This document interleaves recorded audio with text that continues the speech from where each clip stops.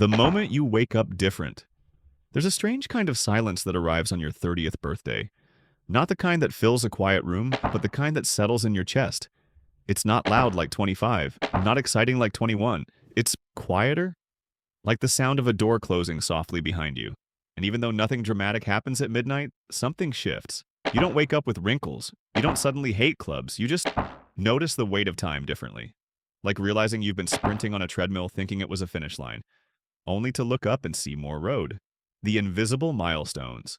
When you were 22, 30 felt like this far-off checkpoint, a deadline where everything was supposed to make sense. You'd have the dream job, the stable relationship, the apartment with matching furniture. But then 30 sneaks up on you and suddenly you're Googling how to fix your sleep schedule at 2 a.m. while eating cereal out of a mug. And here's the twist nobody talks about. It's not that you failed, it's that life didn't follow the brochure. Most people don't hit those glossy milestones in the right order. Some don't hit them at all. And when you realize that, it stings. Because nobody warned you that your 30s would be less about achieving and more about unlearning. Unlearning the timelines. Unlearning the guilt. Unlearning the quiet shame of feeling behind. The social dissonance in your 30s, you can scroll through Instagram and see a wedding, a baby, a house, a divorce, a vacation in Bali, a GoFundMe for medical bills, all from people you sat next to in high school. And the comparison hits harder now. Not because you're jealous, but because you're confused. You start asking, am I doing this right? But here's the secret truth. There is no right, just different kinds of hard. Marriage is hard. Being single is hard. Kids are hard. Not having kids is hard. And when you stop chasing the perfect path, you realize most of us are just surviving, waking up, trying again, learning how to live with uncertainty. That's what your 30s are. The decade of graceful confusion. The friendship fallout. Let's talk about something people almost never say out loud. Friendship in your 30s gets weird. People move. People get married. People become parents. Or depressed. Or both. And suddenly, that group chat that once blew up with memes now goes days without a ping. You'll lose friends without a fight, without closure. Not because anyone did anything wrong, but because life got too full. And it hurts. It really does. But here's the quiet gift in all this. The people who stay, they stay for real, not for convenience, not for college nostalgia, but because they choose you again and again, even when it's hard. That kind of friendship, rare, quiet, priceless. The body keeps score. In your 20s, your body could run on bad sleep and Red Bull. In your 30s, one wrong pillow can ruin your whole week. Your metabolism slows down. You get weird back pain from existing. You start checking food labels like they're hidden messages from the future. But it's more than that. You start noticing that your mental health isn't just a mood, it's a full-body experience. Stress shows up in your skin, anxiety tightens your chest, burnout makes you forget words mid-sentence, and slowly you begin to understand that taking care of yourself isn't indulgent, it's survival. The silent panic. There's a particular kind of panic in your 30s. It's not the loud, dramatic kind.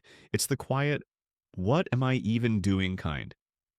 You sit at your desk, open a spreadsheet, and a voice whispers, is this it?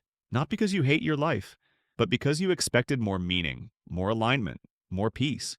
And that's when you learn, peace doesn't come from figuring it out. It comes from learning to live inside the question.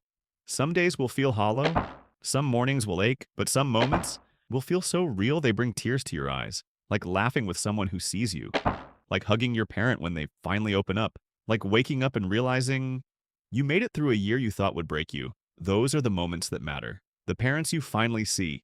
In your 30s, your parents stop being parents and start being people, flawed, tired, doing their best with what they had. And you stop being angry at them for not being perfect. You start grieving the fact that they never could be. Maybe your dad never said, I love you. Maybe your mom was always anxious and you thought it was your fault. Now you see it clearly. Their fear, their pressure, their regrets. And you learn that healing isn't about blaming them. It's about understanding them and deciding, what do I want to carry forward and what ends with me? The redefinition of success. Success in your 30s starts to look different. It's not flashy, it's not loud, and it's almost never viral. It looks like saying no without guilt, leaving the group chat that drains you, going to therapy, not explaining yourself, buying groceries without checking your bank app first. Success becomes quiet dignity, knowing your worth even when no one is clapping, loving who you're becoming even when nobody notices. That's real wealth. That's real success. The slow burn of self-trust. By your 30s, you realize something you didn't know you were waiting for. Nobody's coming to save you. Not a partner, not a promotion, not a glow up. It's you. Always has been. And slowly, painfully, you start to trust yourself. You start listening to your gut over the noise. You stop shrinking to fit places you've outgrown. You start walking away from people who feel like maybe, and toward the ones who feel like home. You realize that what matters isn't being liked by everyone. It's being known by a few, not performing, but belonging. The quiet truth that sets you free. So what actually matters in your 30s? Not the numbers, not the likes, not the timeline. What matters is learning to sit with yourself when things are quiet. It's building a life that feels good on the inside even if it looks unimpressive from the outside. It's becoming someone you respect, someone you can trust, someone who didn't give up. Your 30s aren't the end of youth. They're the beginning of something deeper, something truer. And if you're in the middle of this messy, uncertain, beautiful decade, you're not lost, you're just becoming. And that actually matters the most.